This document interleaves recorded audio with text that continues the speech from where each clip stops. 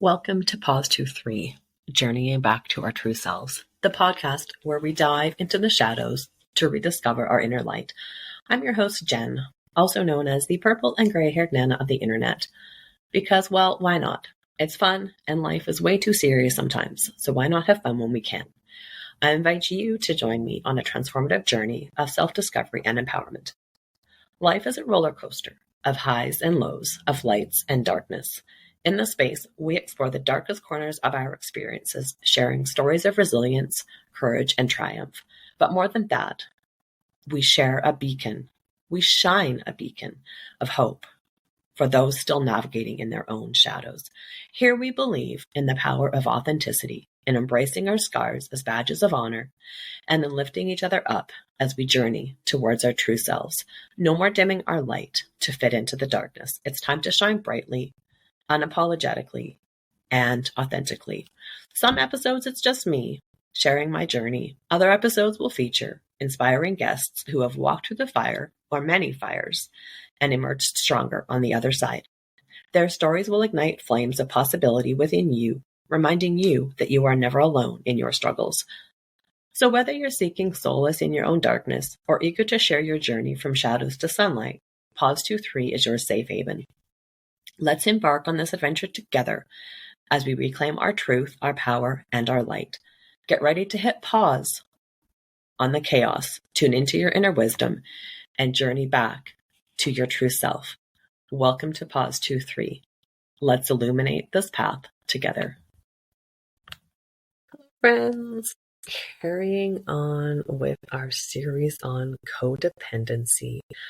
Thanks for joining. It's Jen, purple and gray-haired Nana from Pause 2-3, and today we are digging into how codependency can affect our relationships. But before I do carry on, I just want to put my little disclaimer out there again that I am not a professional. I am simply a human being who believes that sharing our journey and sharing our stories and how we find our ways out of darkness is a fabulous way to help others find the strength to do so. All right, this podcast is not intended to diagnose or to treat or to give professional advice. It is simply to shed some light and maybe help others who may be feeling like I was, feeling like they were lost, feeling like they just aren't quite living their true authentic life. So without further ado, let's dive into how codependency and the awful toxic cycle of codependency can affect our relationships.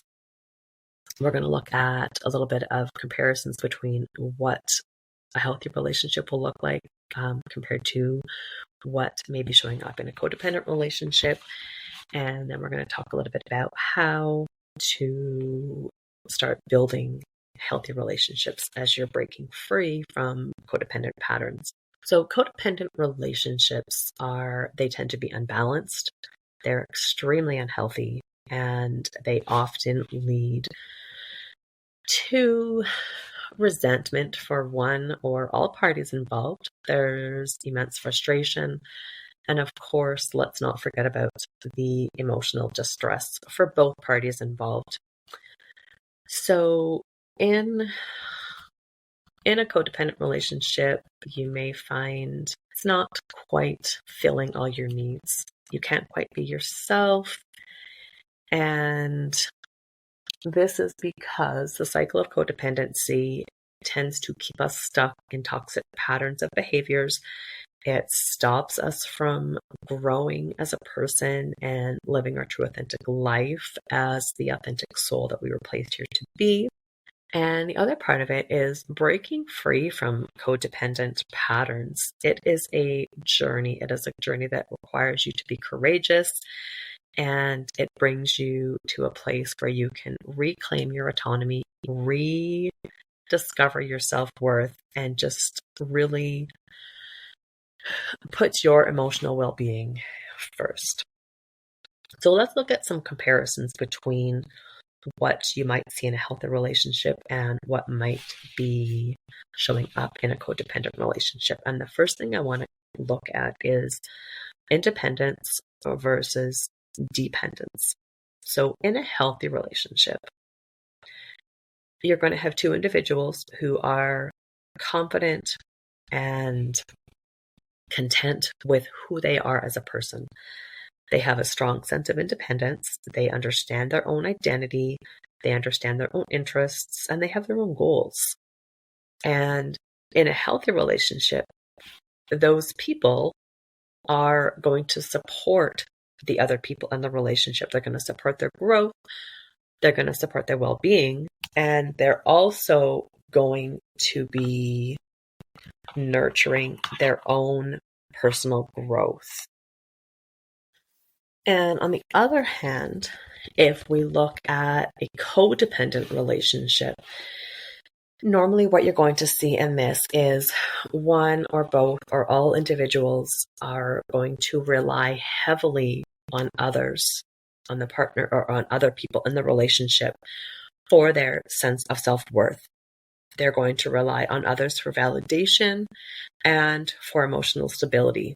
So what that means is that they'll have, low self-esteem. They are always seeking compliments or other people's opinions or validation on things they do. And they're just really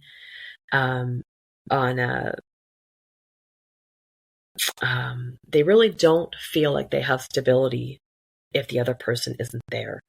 And this type of codependent relationship can lead to an unhealthy level of dependence and entanglement with the other person.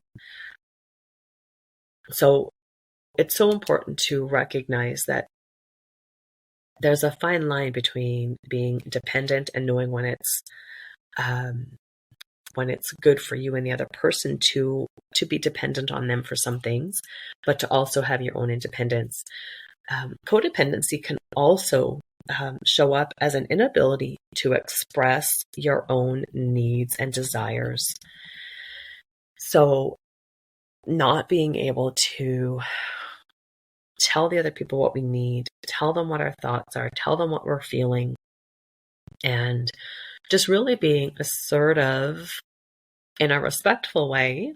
And this might be because of a fear of rejection or abandonment. If we speak up, if we say too much, this other person might leave, and I don't want to be alone because if this person isn't here, who am I? And that is a really slippery slope, and it's a dangerous entanglement that can often lead to a cycle of people-pleasing behavior. People-pleasing behavior, where the other person's needs are a priority, even at the expense of our own happiness. So we'll put aside what we want to make sure the other person is happy. And while sometimes, yes, you do things that you don't really like because the other partner does, it is give and take. But if there's a people-pleasing behavior pattern going on where your needs are never being looked at, that might be something you want to sit and look at a little more closely. And then the second point is boundaries versus enmeshment or entanglement. So in a healthy relationship, that is going to be built on clear boundaries. And what I mean by clear boundaries is you're going to respect each person's needs, not just theirs, not just yours, but you're going to take into account their feelings and also take into account that they are themselves and you are yourselves. You're going to maintain that autonomy and you're going to respect that. Both individuals in a healthy relationship are going to be able to communicate openly and honestly about their thoughts and emotions. So you shouldn't feel scared, telling the other person that you're sad or that hurts you or that you really want to do this. You don't feel comfortable doing that. That is part of setting healthy boundaries to protect your own well-being.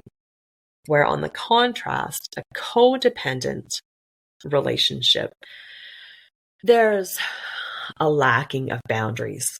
And the autonomy is lost and they simply become two people who become one.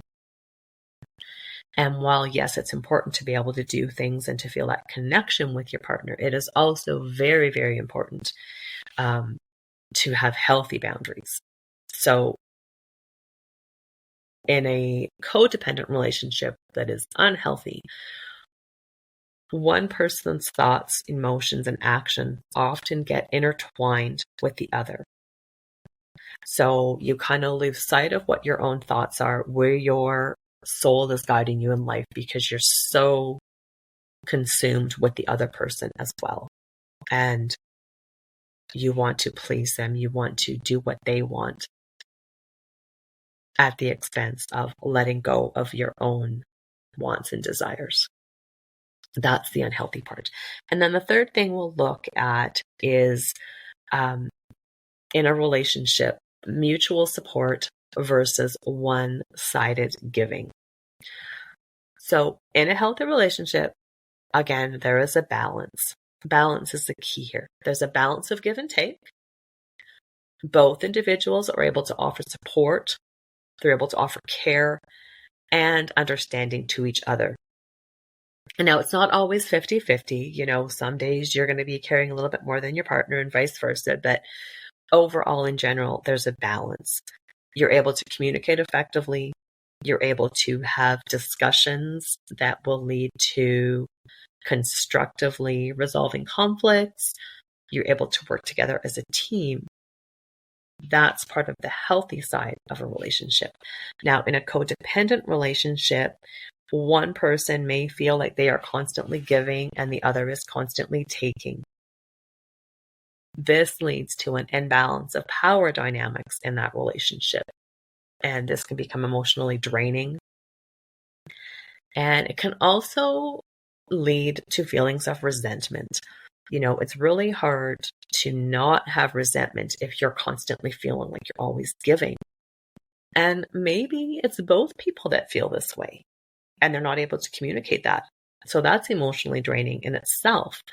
And again, this is going to lead to feelings of resentment and exhaustion. And you're going to run out of steam trying to make this work.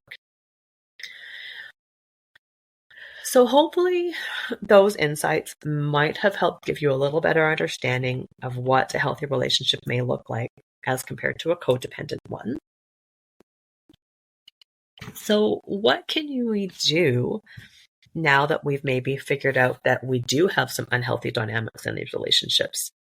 So the next 5 points are things that might be helpful to work on as you work at understanding what it means to build healthy relationships during and after you overcome codependency and the codependency patterns.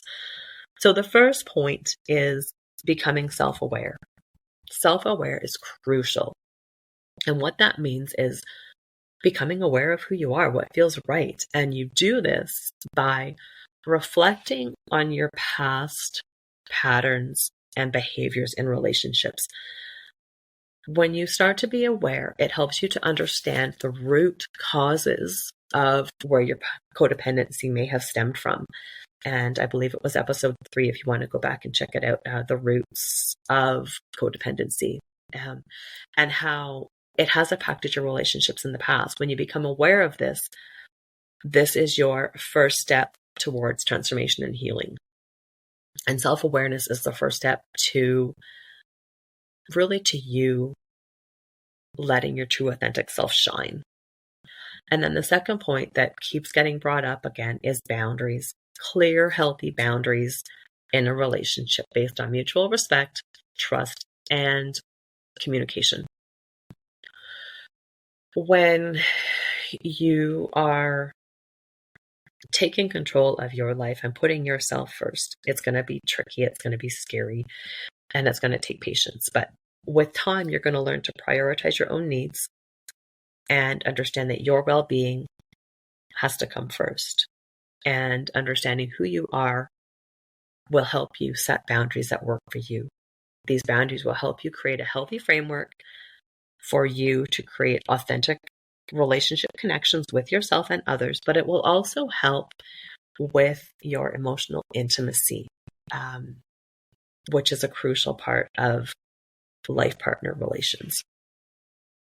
So the third point I want to talk about is practicing self-care.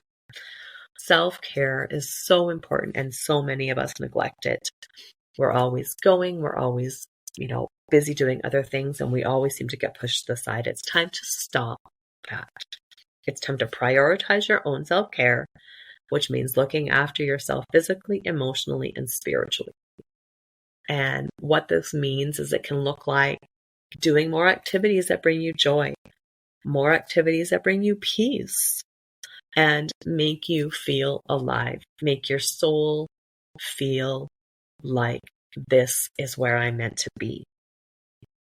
And self-care is so crucial for our journey. The next point is communication. Open communication, which again is probably something that is going to be a little foreign to you if you're coming out of codependency patterns. And what this means is, again, becoming comfortable to express your own thoughts, express how you're feeling, and what your authentic needs are, what your soul needs. The other part of communication is being able to actively listen and be empathetic. Okay, you want to create a safe and a supportive space for communication to take place. You want to feel safe. You want whoever you're talking to feel safe. And effective communication with what you're saying and how you're listening is the key to building trust. Even if that means that you're going to start by communicating in the mirror to yourself. That's a great place to start, my friends, because the way we talk to ourselves really sets the boundary for how we're going to allow others to speak to us and how we are going to speak to others. So pull out that mirror and start practicing communication and expressing your thoughts. And then the final point I want to bring up again is it is okay, and it is almost, I dare to say, essential that you reach out to a therapist, a counselor, or some type of support group as you continue your healing journey. This is going to help give you the guidance and encouragement from like-minded individuals who have also found themselves in codependency cycles and are taking back control of their journey. You want to surround yourself with positive people and seek out relationships that really uplift you and make you feel good about the path you are on. So a lot of this might sound like a lot of deep and heavy work, and it is, I'm not going to lie. Can't just sit here and tell you it's an easy path, but it is so important that we be true to ourselves. And that starts with building and creating healthy relationships, and breaking free from codependency is going to require a crap ton of patience, a bunch of self-awareness, and a huge commitment to want to transform and to bring more personal growth in your journey.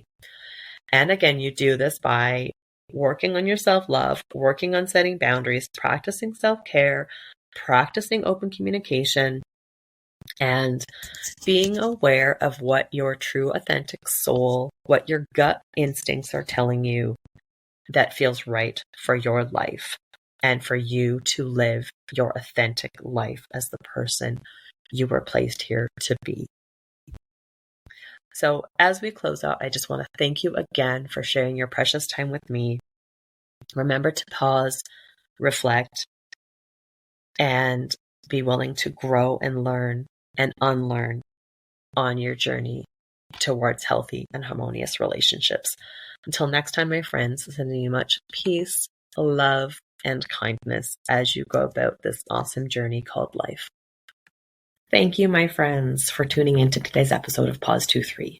Your time and presence mean the absolute world to me, and I hope you found inspiration and solace in our journey together.